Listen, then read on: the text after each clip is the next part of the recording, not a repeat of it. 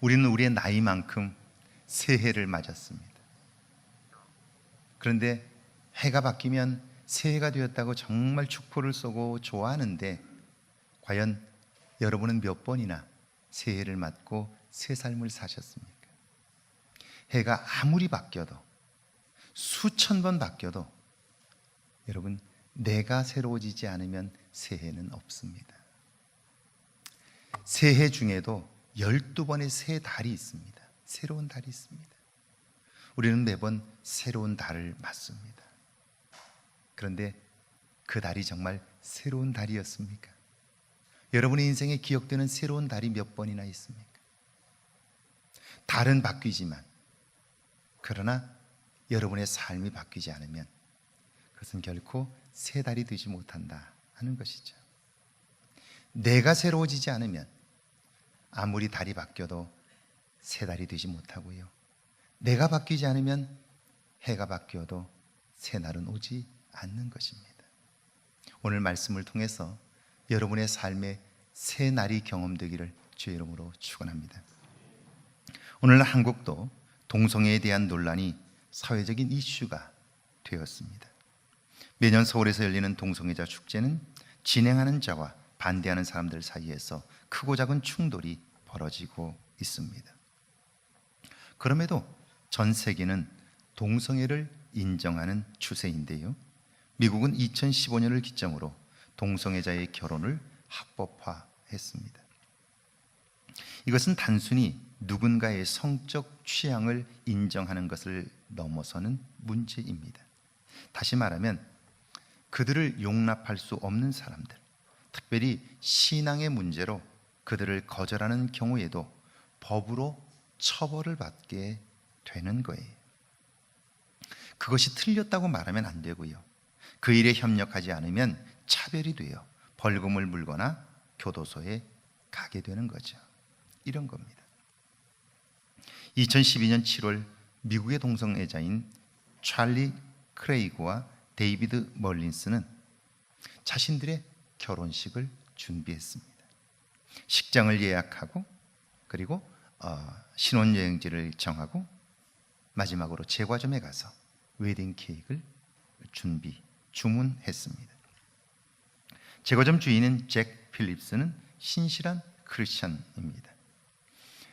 케이크를 주문한 사람이 동성애자인 것을 알게 되었고요, 그래서 그는 내 신앙 양심상 웨딩 케이크를 팔 수 없다고 그들의 주문을 거절했습니다.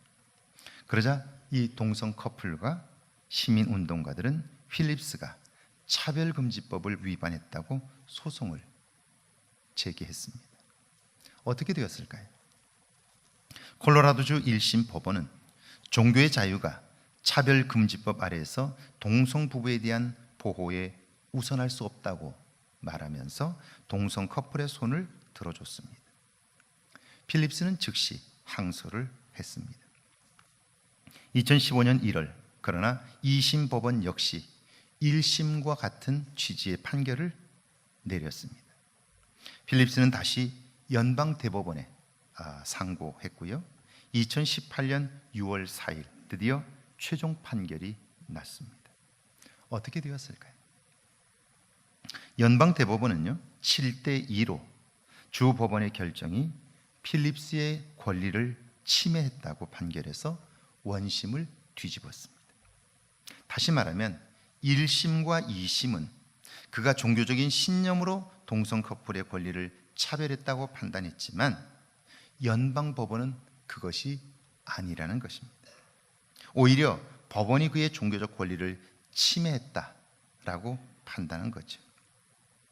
이 사건에 참여한 연방법원 판사인 케네디는 그리스도인들이 신앙 양심에 따라 동성 결혼을 용납할 수 없었다면 그들의 진실한 신념 역시 보호받아야 한다라고 강조를 했습니다. 여러분, 필립스는요 자신의 신앙을 지키기 위하여 엄청난 비난을 받았습니다.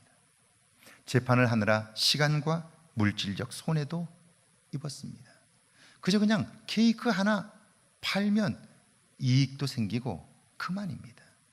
그런데 자기의 신앙 양심상 그것을 받아들일 수 없어서 거절했는데 그것 때문에 굉장히 오랜 시간 동안 고통을 겪은 거죠. 여러분, 법원에 갔다 왔다 하는 것 얼마나 어려운지 몰라요. 그리고 2번이나 재판에서 졌잖아요. 정신적인 고통도 얼마나 큰지 몰라요. 얼마나 힘들었을까. 그런데요, 그 일을 진행하면서 그는 정말 힘든 시간들도 있었지만 놀라운 은혜도 받았습니다. 그의 곁에는 비난하는 사람들만 있었던 것이 아닙니다. 전국에서 그를 격려하고 기도하는 사람들이 있었고요, 물질적으로 후원하는 사람들도 있었습니다.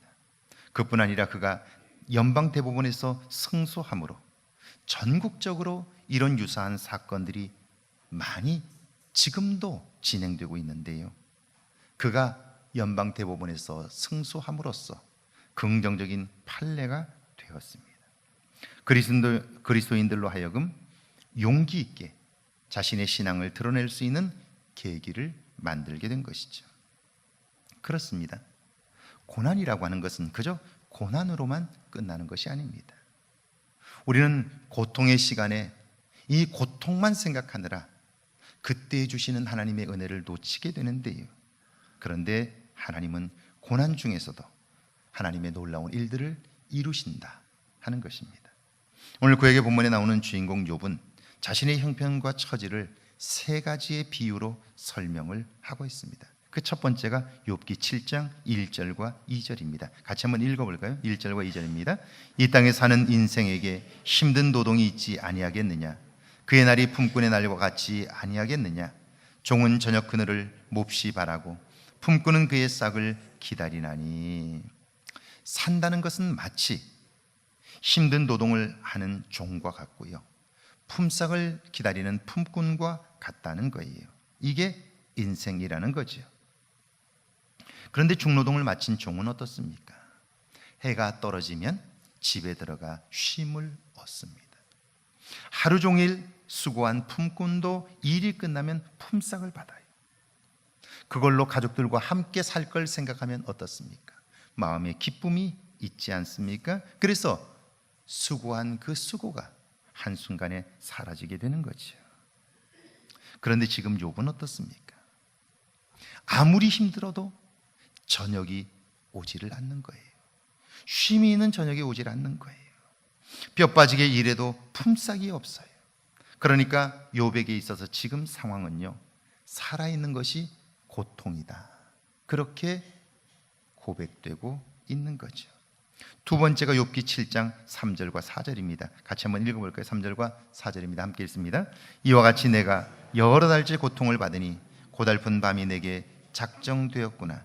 내가 누울 때면 말하기를 언제나 일어날까, 언제나 밤이 갈까 하며 새벽까지 이리 뒤척 저리 뒤척 하는구나.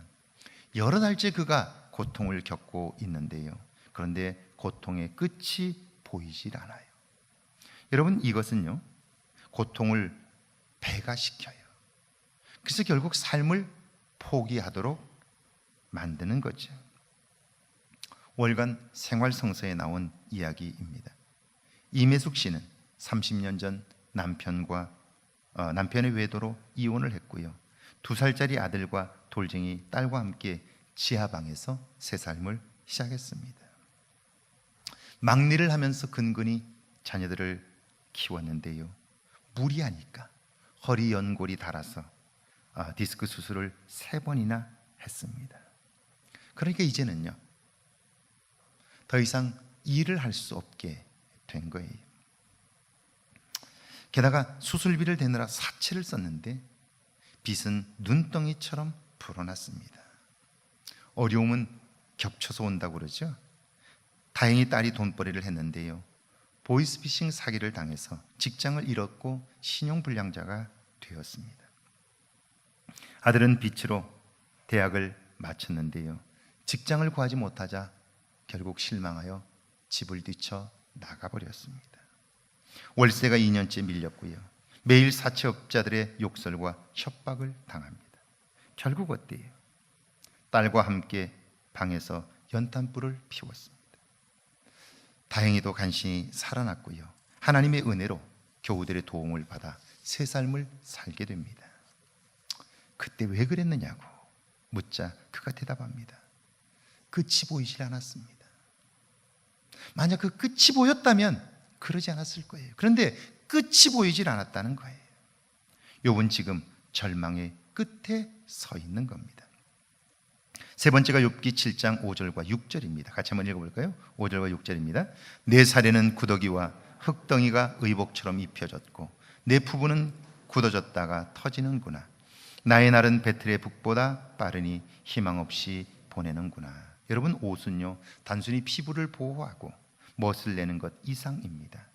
옷은 나의 자존감을 높여주고요, 나만의 개성을 나타내줍니다. 그러니까 세상과 사람 앞에 당당하게 살게 만들어주는 것, 그것이 의복입니다. 그런데 내 몸에 벌레가 들끓고 피부는 부스럼으로 곪아 터졌습니다. 누더기를 걸쳤는데요, 지저분해서 냄새가 납니다.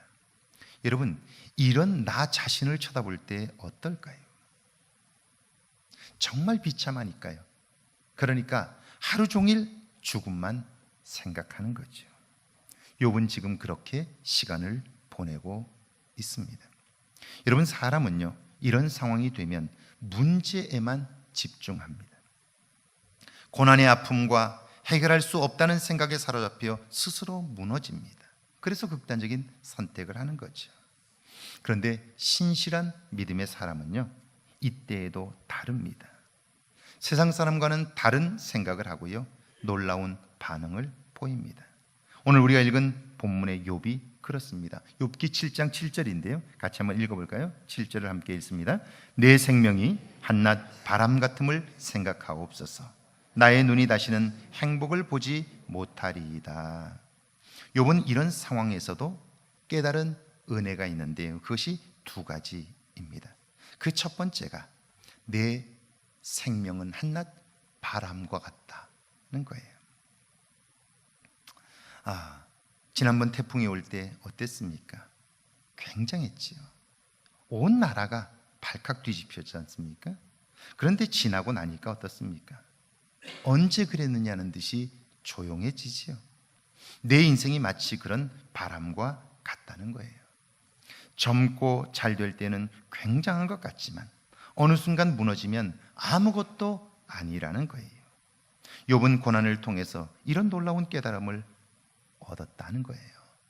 여러분, 욥은 그의 인생의 정점에서 고난을 만났고 그때 이 놀라운 깨달음을 얻게 되었다는 거예요. 여러분, 나중에 알게 될 것을 젊은 시절에 안다면 그 인생은 달라질 거예요. 근데 우리는 그걸 미리 알지 못하고요, 다 잃어버리고 나서 다 떠난 후에 그걸 알게 되므로 우리의 인생은 후회만 남게 되는 것이죠. 그런데 욥은 고통을 통해서, 고난의 때를 통해서 이 놀라운 깨달음을 얻게 되었다는 거죠. 지난주에도 병원과 요양원 신방을 갔었는데요, 집사님 한 분이 말씀합니다. 목사님, 정말 교회에 가고 싶습니다. 예배를 드리고 싶습니다. 그래요. 젊고 건강할 땐 그게 복인 줄 몰랐습니다. 그런데 건강이 무너지고 몸을 마음대로 움직이지 못하게 되자 그때야 깨달은 거예요. 젊을 때에 내가 시간을 사용할 수 있을 때에 예배를 사모하고 하나님과의 관계를 좀 더 가까이 했더라면 얼마나 좋았을까요? 근데 이제 건강이 무너지고 나서 정말 그 자리에 서보니까 나를 도울 자가 아무도 없는 거예요.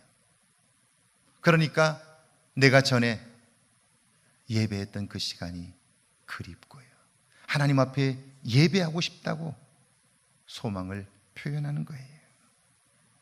노안으로 식사도 제대로 하지 못하고 코로 미움을 드시는 집사님도 말씀합니다.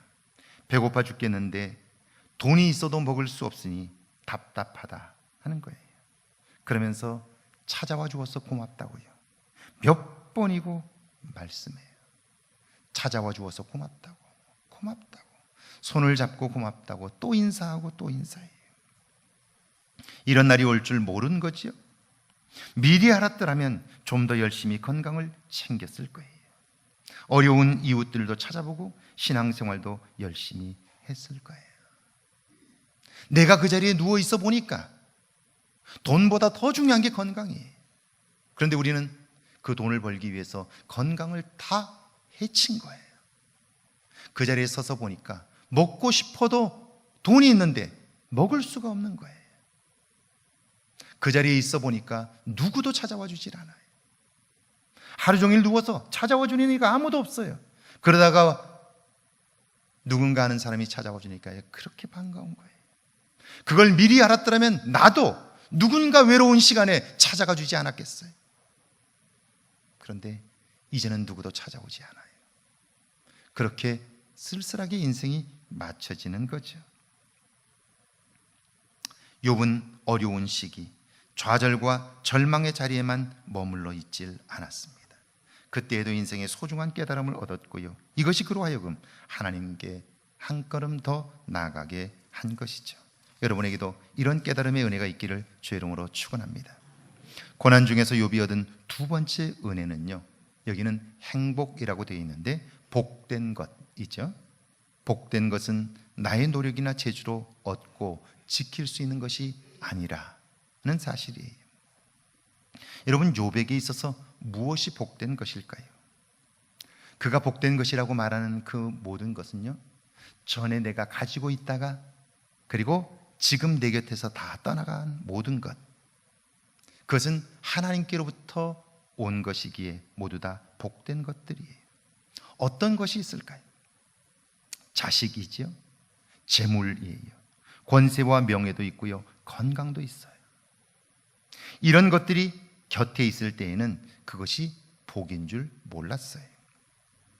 알았다고 해도 그것은 내 노력이나 재주로 얻은 것이니까요, 언제든 마음만 먹으면 얻을 수 있다고 생각한 거예요. 그런데 그 모든 것이 다 떠난 후에 보니까요, 그것들은 내 능력으로 얻을 수 있는 게 아니에요. 내 힘으로 지킬 수 있는 것이 아닙니다. 욥이 고난 중에 이걸 깨달았어요. 전에는 그냥 내가 노력하면 돈을 벌고 먹고 살고 그리고 내 마음껏 할 수 있다고 생각했어요. 그런데 그것이 다 떠나고 보니까요, 그것은 내 마음대로 할 수 있는 것이 아닌 거예요. 내 마음대로 벌 수도 없고 내 마음대로 지킬 수도 없는 거예요. 그걸 깨닫게 된 거예요. 이걸 알지 못하니까 내가 마치 내 인생의 주인인 것처럼 살아오게 되는 것이죠.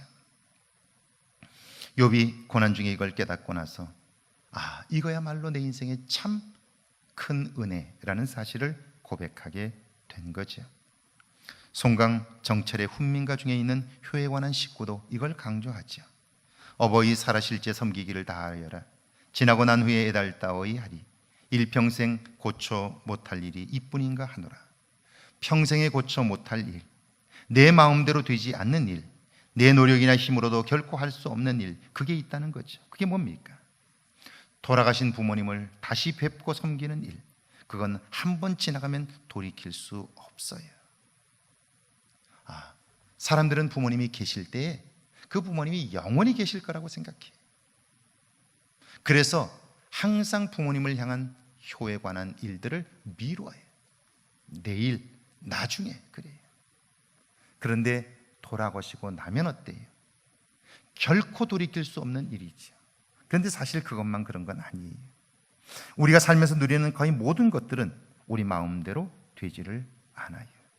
이걸 깨닫고 사는 것이 지혜이고 은혜입니다. 그래서 우리는요, 하나님을 믿는 것이고요, 그분의 도움을 구하는 것이죠. 여러분에게도 이런 깨달음이 있기를 주의 이름으로 축원합니다.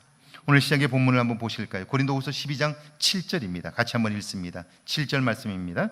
여러 계시를 받은 것이 지극히 크므로 너무 자만하지 않게 하시려고 내 육체의 가시 곧 사단의 사자를 주셨으니 이는 나를 쳐서 너무 자만하지 않게 하려 하심이라. 여러분이 아는 사도 바울은 누구입니까? 어떤 분입니까? 여러분이 아무리 많이 알고 있다 할지라도 그분은요, 여러분이 생각하는 것 이상입니다.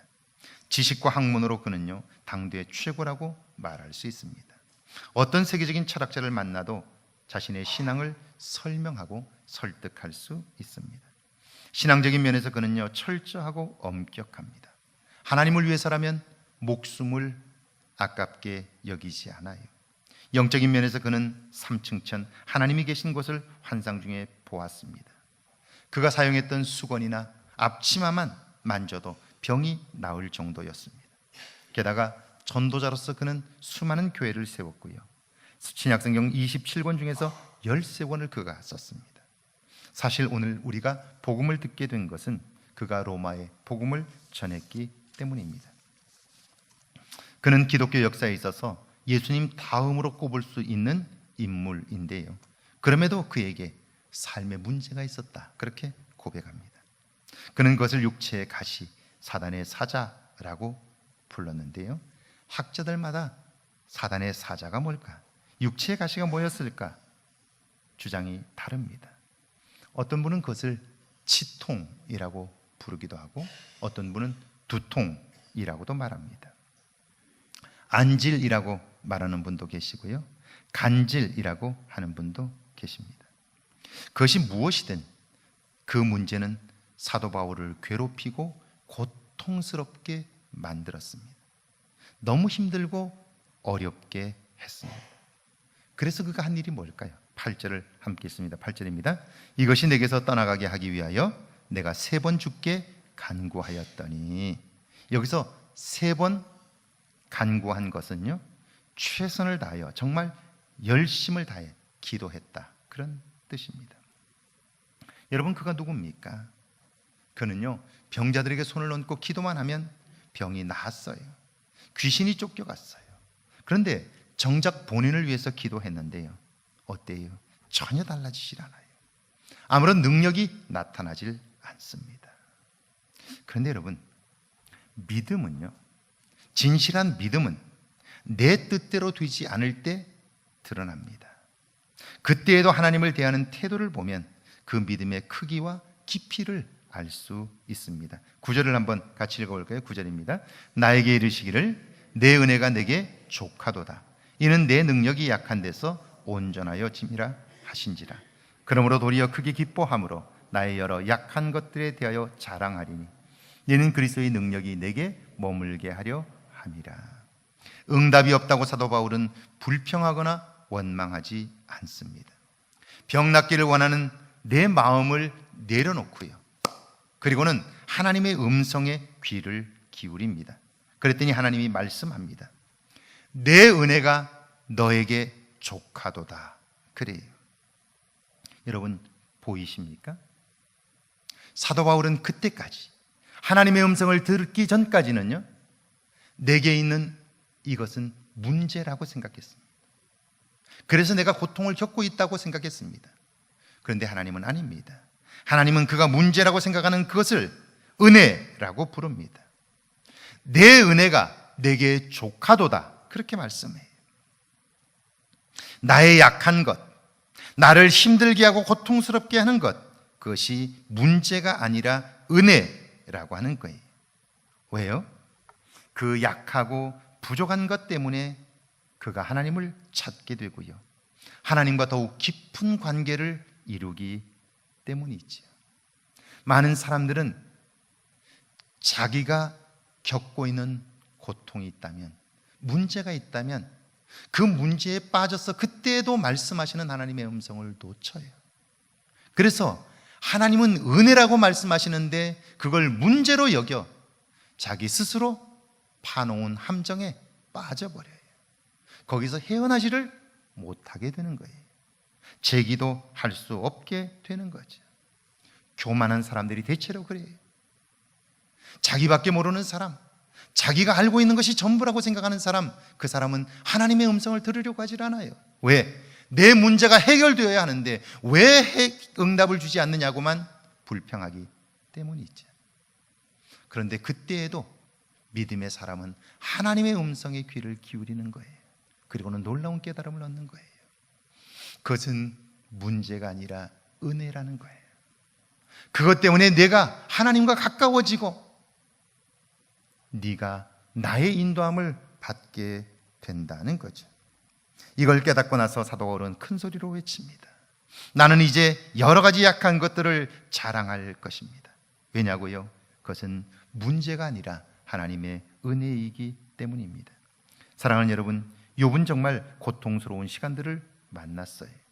살 소망이 끊어진 것 같은 현실을 살았어요. 그럼에도 그는 놀라운 은혜를 그때에도 발견합니다. 그게 뭡니까?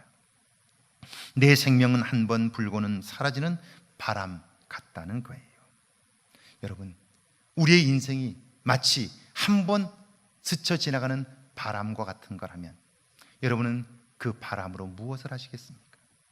그 바람으로 풍차를 돌리시겠습니까? 아니면 남의 집 지붕을 헐어버리시겠습니까?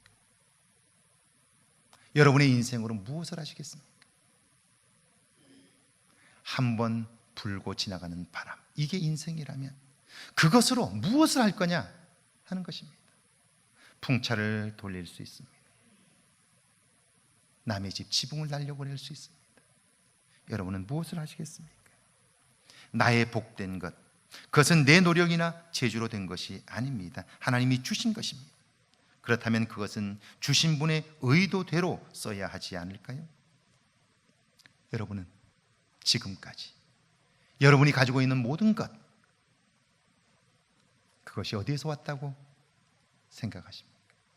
그것이 하나님께로부터 왔다면 여러분은 이제 남은 생애 속에 그것을 하나님의 뜻대로 사용할 수 있도록 여러분이 새로운 계획들을 세워가신다면 하나님은 여러분을 통해서 이 땅에 하나님의 살아계심을 나타내고 여러분의 인생에 빛이 나게 하실 것입니다. 여러분의 삶에도 이런 깨달음이 있기를 주의 이름으로 축원합니다.